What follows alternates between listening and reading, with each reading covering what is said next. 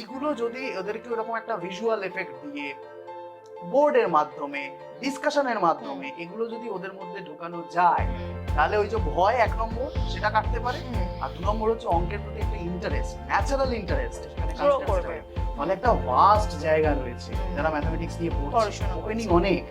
এইটা ভেবে যদি আমরা বসে থাকি শুধুমাত্র একাডেমিক জায়গা, সেটা নয়।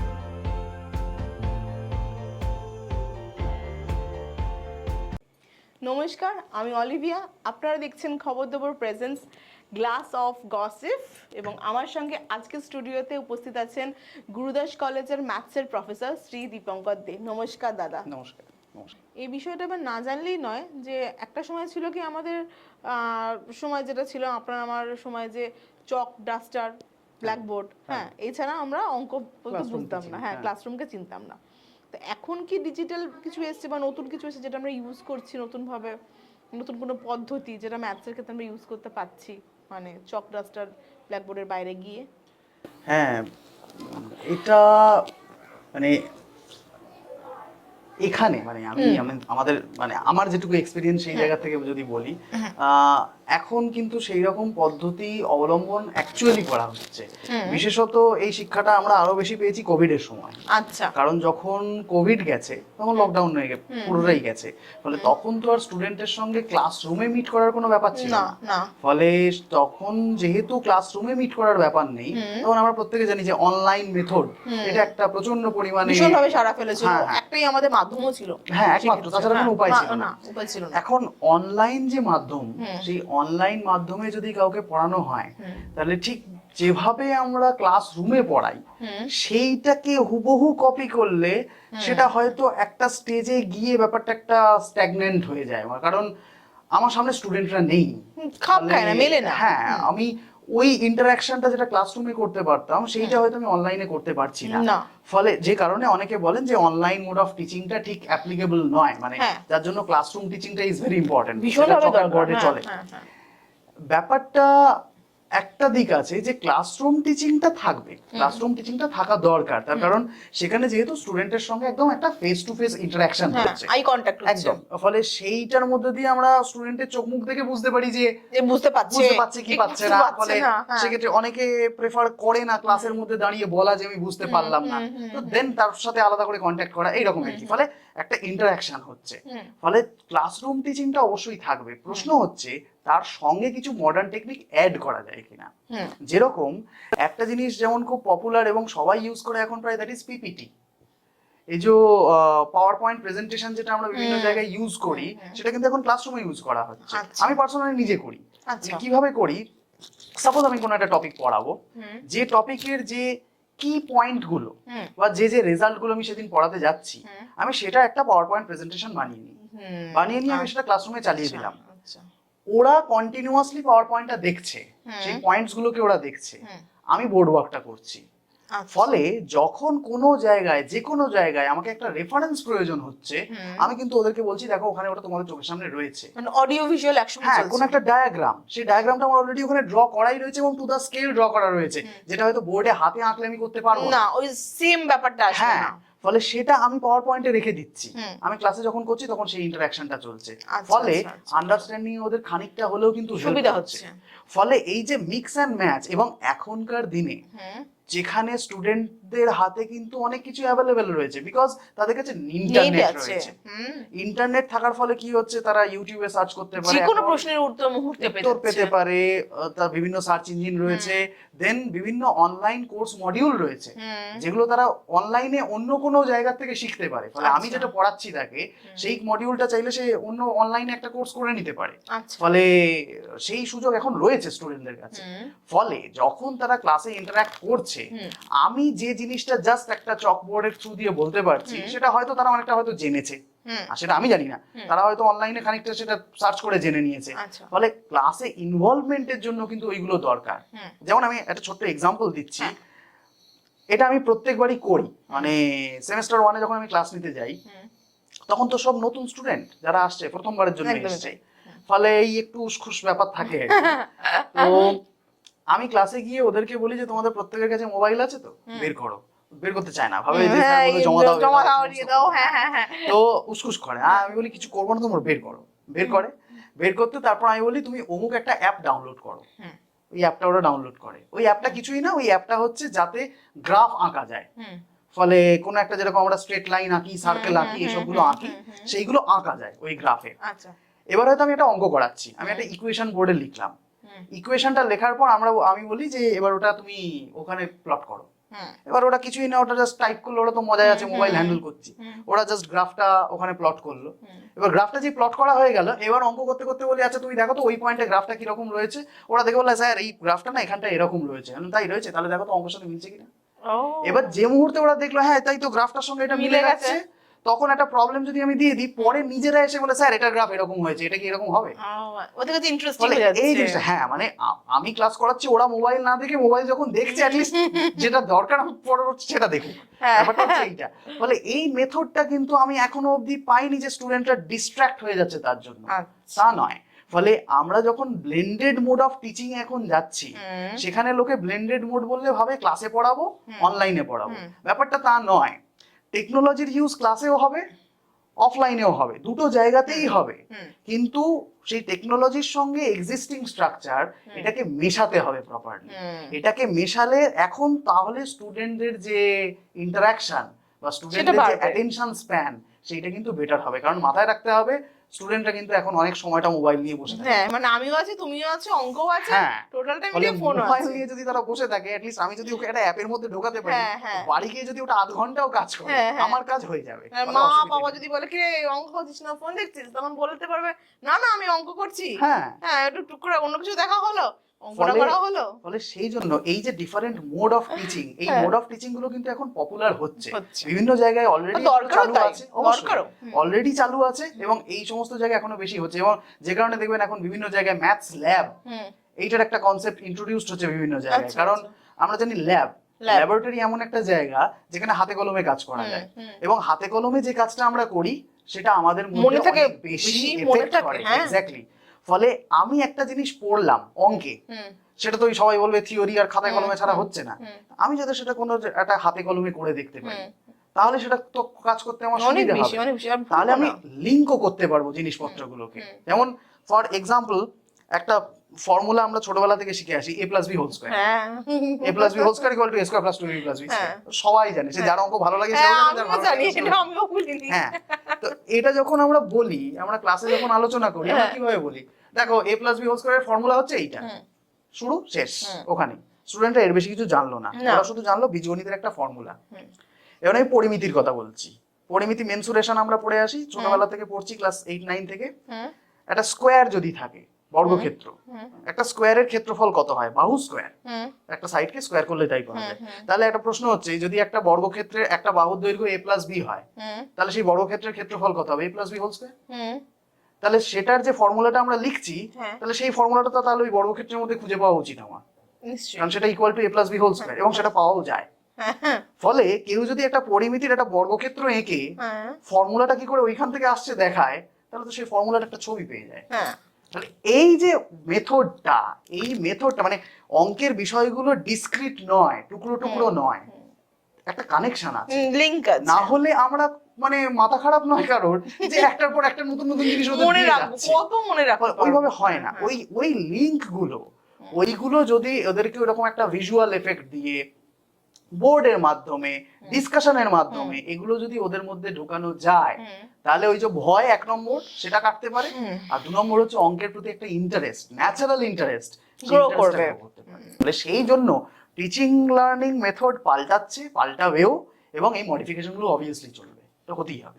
নিশ্চয়ই, আর এটা ভালো দিকেও গেছে, এটা খুব ভালো দিক আশা করা যায়, কারণ এগুলো তো আমাদের ট্রায়াল এন্ড এরর মেথডে চলবে। হ্যাঁ।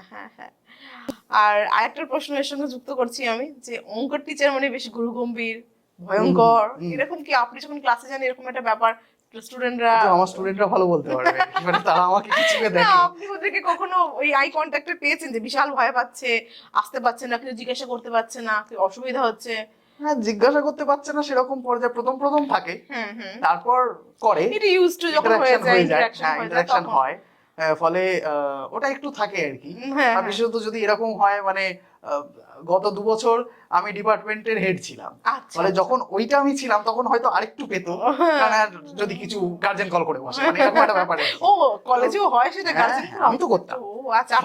ফলে ফলে সে যে যা খুশি বলুক, যে আমার তারা সে সেই বিষয়ে আমার ব্যাপার নেই, হ্যাঁ, আমার দায়িত্ব যে গার্জেনকে ইনফর্ম করা স্টুডেন্ট কি করছে। করছে, ফলে আচ্ছা। সেটা যাই হোক, কিন্তু আলটিমেটলি ক্লাসের যে মোড, হ্যাঁ। ক্লাসের যে পদ্ধতি থাকবে সেটা ক্লাসের মতন থাকবে, ক্লাসের বাইরের ইন্টারাকশনটা ক্লাসের বাইরের মতন থাকবে। দুটো জিনিস মানে ক্লাসে আমার এক টিচার, আমার একটা কথা আমার খুব মনে আছে, মানে এটা মনেও থাকবে আমার চিরকাল, আচ্ছা। যে তুমি আমার সাথে ফ্র্যাঙ্ক হতে পারো বাট ক্যাজুয়াল হবে না। বাহ। এই যে কথাটা আমার বহুকাল মনে থাকবে, এটা অঙ্কের টিচারের কাছে আমি শুনেছিলাম যে you can be frank with me but never be casual. ফলে সেটাই, তুমি ফ্র্যাঙ্ক হওয়া মানে কি, সে তার কোনো প্রবলেম, যে কোনো সমস্যা, সেটা শুধু পড়াশোনা নয়, তার ফিনান্সিয়াল প্রবলেম হচ্ছে, তার বাড়িতে কোনো সমস্যা হচ্ছে, তার পড়তে অসুবিধে হচ্ছে, সেগুলো শেয়ার করুক, তবে সে একটা স্টুডেন্ট সব দিক থেকে ডেভেলপ করতে পারবে, সেগুলো শেয়ার করুক। কিন্তু ইয়ার্কি ঠাট্টা মারার জায়গাটা যা, ইয়ার্কি ঠাট্টা নয়, ব্যাপারটা এরকম যে তুমি ক্যাজুয়াল হচ্ছ মানে তোমার সাবজেক্টের প্রতি ক্যাজুয়াল হচ্ছ, সেইটা যদি কেউ হয় তাহলে তো সে যে মানে কাজের জন্য এসেছে সেই পারপাসটাই সার্ভ হবে না। ফলে সে জাস্ট একটা মূল্যবান সময় নষ্ট করে, দুজনের ক্ষেত্রে সেটা হবে, হ্যাঁ একটা মূল্যবান সময় নষ্ট করে বেরিয়ে চলে যাবে। সেই জন্য frankness is a different thing, casual সেটা আলাদা জিনিস। আচ্ছা, যারা অঙ্ক নিয়ে পড়াশোনা করেছে তাদের কেরিয়ার কি শুধুমাত্র পড়ানোর জায়গাতেই থেমে যাবে, নাকি তারা অন্য কোনো কেরিয়ার অপশনও পাবে, যে অঙ্ক নিয়ে পড়াশোনা করলে আমার কাছে প্রফেসর বা অঙ্কের টিচার হওয়া ছাড়াও আর একটা রাস্তা খোলা আছে, আমি এদিকেও যেতে পারি বা এটা আমার কেরিয়ার হতে পারে, সেরকম সেই বিষয়ে যদি আমাদেরকে একটু বলেন। হ্যাঁ, এটা নিয়ে খুব সাধারণ যেটা চিন্তা ভাবনা আছে সেটা ওটাই, যে আমি যখন একটা পার্টিকুলার সাবজেক্ট নিয়ে সাপোজ অনার্স বা মেজর পড়ছি, তো সেদিক মানে হয়তো টিচিং এর দিকেই যাব বা রিসার্চের দিকে যাব, এইটা একটা, অর্থাৎ একাডেমিক লাইনে থাকবো। একাডেমিক লাইনে থাকবো। কিন্তু অনেকেই আছে যারা কিন্তু এই একাডেমিক লাইনে কন্টিনিউ করতে চায় না, তারা অন্যান্য দিকগুলো এক্সপ্লোর করতে চায়। যেমন ম্যাথমেটিক্স থেকে প্রচুর ডাইভার্স জায়গা রয়েছে যেখানে যাওয়া যায়। আমার একটা মাথায় আসছে, ওই হয় না ওই ভূমিকম্প হলে মাপে রিক্টার স্কেলে ওই ধরনের মানে যারা গবেষণা করে, মানে বিভিন্ন জিওলজিক্যাল কাজের সঙ্গে যারা যুক্ত রয়েছে, সেই সমস্ত, এটা তো একটা পার্টিকুলার জায়গা আর কি। এছাড়াও মানে সাপোজ ব্যাংকিং সেক্টর, ব্যাংকিং সেক্টরে ব্যাংকের যত পরীক্ষা টরীক্ষাগুলো হয়, এটা কিন্তু যারা ম্যাথসের স্টুডেন্ট তারা কিন্তু এলিজিবল, তারা দিতে পারে। এবং মানে আমার অনেক বন্ধু বান্ধবও আছে যারা ইনফ্যাক্ট এমনও পরিচিত আমার রয়েছে, ম্যাথসে মাস্টার্স করেছে, করে সে এখন আরবিআই এর ওয়ান অফ দ্য ম্যানেজার। ফলে মানে এইরকম মানে ব্যাংকিং সেক্টর মানে শুধুমাত্র যে একটা জায়গা, মানে হায়ারার্কিটা কোথায় যেতে পারে, ফলে এরকম হতে পারে। রেলের যে সমস্ত চাকরিগুলো রয়েছে, ইনফ্যাক্ট বড় পোস্টে যেমন স্টেশন মাস্টার বা রেল ড্রাইভার, হ্যাঁ সেই ধরনের যে পোস্টগুলো রয়েছে, সেই মানে হ্যান্ডলিং এর দায়িত্ব যারা, অ্যাডমিনিস্ট্রেটিভ পোস্ট যেগুলো, বা ইঞ্জিনিয়ার যারা মাপঝোপ করে, ব্রিজের মাপটা আপনাগুলো নেয়, আর্কিওলজিক্যাল সার্ভে তাদের ক্ষেত্রে তো লাগে যেগুলো, হ্যাঁ সেই সমস্ত সেই সার্ভের জায়গায় তারা সেখানে জয়েন করতে ভালো পারে, হতেই হবে, ম্যাথসটা ভীষণ ভাবে জানতে, তারা জয়েন করতে পারে। আচ্ছা, তা এইগুলো হচ্ছে এই যে রেল বললাম বা ব্যাংক বললাম, এগুলো এক একটা সেক্টর। এছাড়াও যেগুলো administrative post, suppose UPSC, IAS, IPS, WBCS, এই যে পরীক্ষাগুলো, এই পরীক্ষাগুলোর যে এলিজিবিলিটি, সেই এলিজিবিলিটি অনুযায়ী কিন্তু ম্যাথসের যে কোনো স্টুডেন্ট তারা এলিজিবল, ফলে তারা কিন্তু সেই পরীক্ষাগুলো দিয়ে অ্যাডমিনিস্ট্রেটিভ পোস্টে যেতে পারে। এছাড়া আরেকটা বড় ফিল্ড রয়েছে যেটা এখন সবচেয়ে অ্যাক্টিভ ফিল্ড, আইটি সেক্টর। আচ্ছা, আইটি সেক্টরের মানে একটা এত ওপেন ফিল্ড, ওটা ম্যাথসের স্টুডেন্টরা তো সেখানে অলওয়েজ ওয়েলকাম বলা যায়। কেন? তার কারণ হচ্ছে ডেটা অ্যানালিস্ট, ডেটা সায়েন্টিস্ট, যারা বিজনেস অ্যানালিস্ট হয়, এই সমস্ত তারা অ্যাকচুয়ালি কি করে, বিভিন্ন ডেটা নিয়ে হ্যান্ডেল করে, সেইগুলোকে দেখে মার্কেট রিস্ক কি হবে না হবে এই সমস্তগুলো তারা অ্যানালাইজ করে। তো সেই অ্যানালাইজের কাজে যারা স্ট্যাটিস্টিক্স নিয়ে পড়ছে, যারা ম্যাথমেটিক্স নিয়ে পড়ছে, তাদের কিন্তু ভীষণ ডিমান্ড এই জায়গাগুলোয়। ফলে তারা কিন্তু ওই সেক্টরের দিকে ইজিলি যেতে, মানে এখন যেহেতু একটা বড় একটা অংশ হচ্ছে পড়াশোনার মধ্যে ইন্ডাস্ট্রি বেসড লার্নিং, অর্থাৎ যেগুলো অ্যাকচুয়ালি মানে নিড অফ দ্য আওয়ার বলতে পারি আমরা আর কি, যে সমস্ত সেক্টরগুলো ফ্লারিশ করছে, সেই সমস্ত সেক্টরগুলোর মধ্যে কিন্তু ম্যাথমেটিক্স এর একটা বড় রোল রয়েছে। মানে সেখানে স্টুডেন্টরা যেতে পারে, যেগুলো বললাম আর কি, যে বিজনেস অ্যানালিস্ট, প্যানালিস্ট, এরকম বিভিন্ন জায়গায়। শুধু তাই নয়, সাবজেক্টগুলোর মধ্যে এমন এমন কম্বিনেশন আসছে যে ম্যাথমেটিক্স অ্যান্ড কম্পিউটিং, তারপরে বায়োম্যাথামেটিক্স, এই ধরনের যে সাবজেক্টগুলো এখন ইন্ট্রোডিউসড হচ্ছে, পড়ানো হচ্ছে, ফলে তারা কিন্তু এই ধরনের ফিল্ডগুলোতেও যেতে পারে, যেখানে হয়তো দেখা যাবে ম্যাথামেটিক্সের একটা স্টুডেন্ট জেনেটিক্সের ল্যাবে গিয়ে কাজ করছে। জেনেটিক্স তো বায়োর টপিক, কেউ বলতে পারে, কিন্তু জেনেটিক্সের মধ্যে যে সমস্ত ক্যালকুলেশনস গুলো রয়েছে সেইগুলোর জন্য হয়তো একজন ম্যাথামেটিশিয়ানকে লাগছে, মেরিন ইঞ্জিনিয়ারিং এ কাজ করছে, অ্যাটমসফিয়ারিক সায়েন্সে গিয়ে কাজ করছে, ওশানোগ্রাফি ডিপার্টমেন্টে গিয়ে কাজ করছে। ফলে এই বিভিন্ন একটা মিক্স এন্ড ম্যাচ পুরো জায়গা রয়েছে। হ্যাঁ, অবশ্যই অ্যাস্ট্রোনমি তো একটা বড় জায়গা, অ্যাস্ট্রোনমি এন্ড স্পেস সায়েন্স দুটোই সেই জায়গায় গিয়ে ম্যাথামেটিক্সের যারা স্টুডেন্ট তারা সেখানে যেতে পারে, সেখানে কাজ করতে পারে। ফলে একটা ভাস্ট জায়গা রয়েছে যারা ম্যাথামেটিক্স নিয়ে পড়ছে, ওপেনিং অনেক। মানে এইটা ভেবে যদি আমরা বসে থাকি শুধুমাত্র একাডেমিক জায়গা, সেটা নয়, অপরচুনিটি প্রচুর রয়েছে, কিন্তু সেই অপরচুনিটির জন্য তাকে সেই এক্সিলেন্সটা রাখতে সেটা একদমই তাই। মানে যেটা আমার অনেকটা আইডিয়ার বাইরে ছিল আপনি বলাতে, আমার কেন আমাদের দর্শকদের আমার মনে হয়, বোধ করি যারা দেখছেন বা আগামী দিনে যারা এই পডকাস্টিংটা তো থাকবে আমাদের চ্যানেলে, যারা দেখবে আগামী দিনে, সেক্ষেত্রে অনেক সুবিধা হতে পারে তাদের ক্ষেত্রে।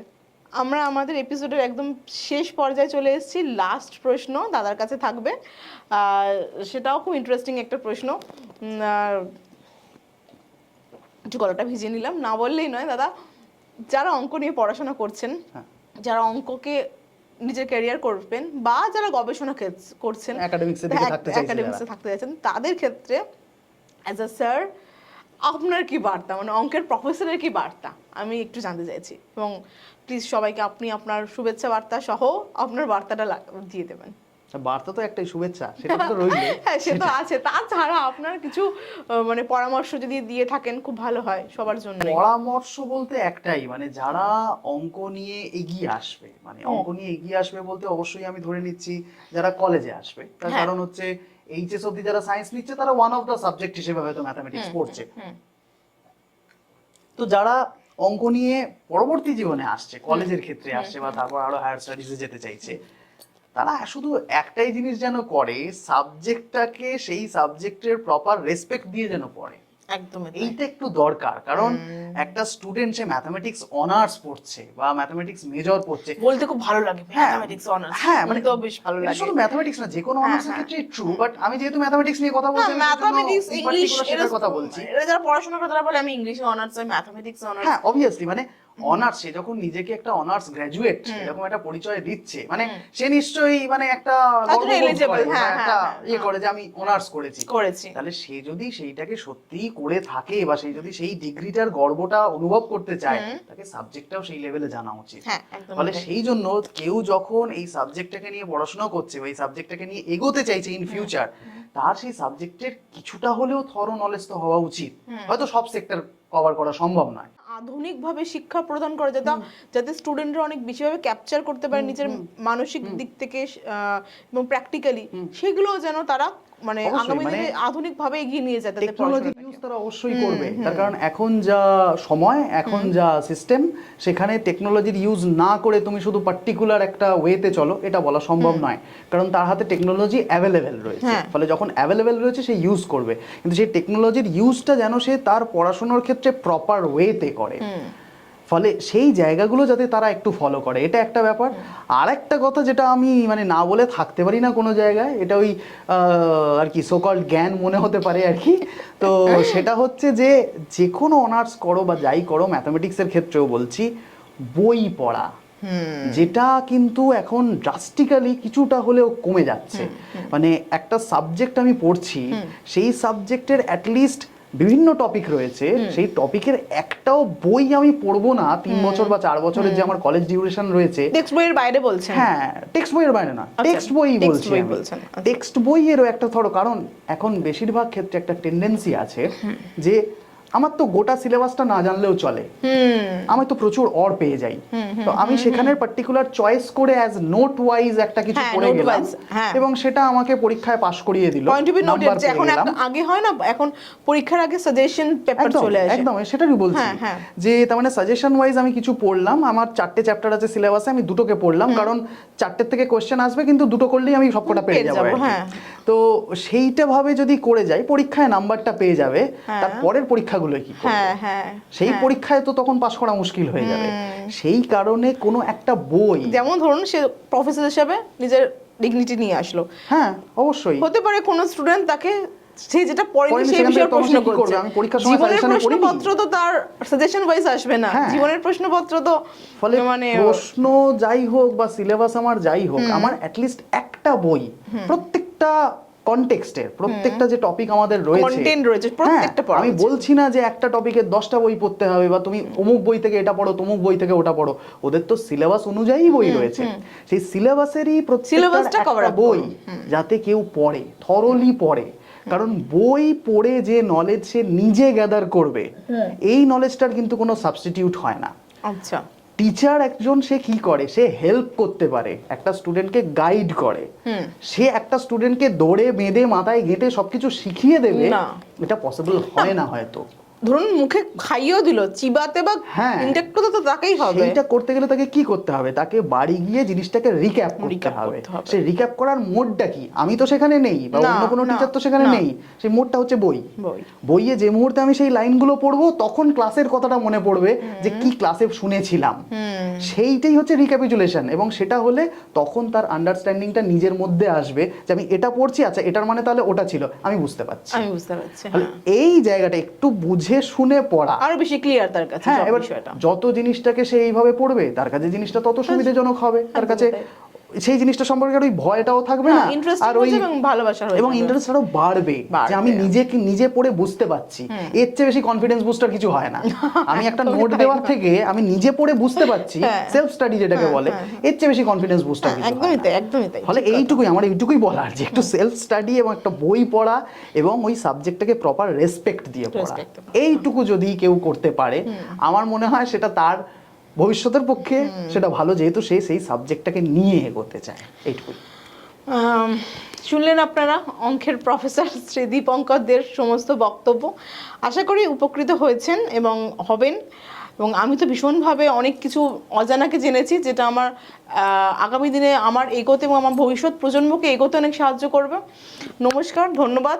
এভাবেই পাশে থাকবেন এবং আমাদের সঙ্গে থাকবেন। Thank you so much.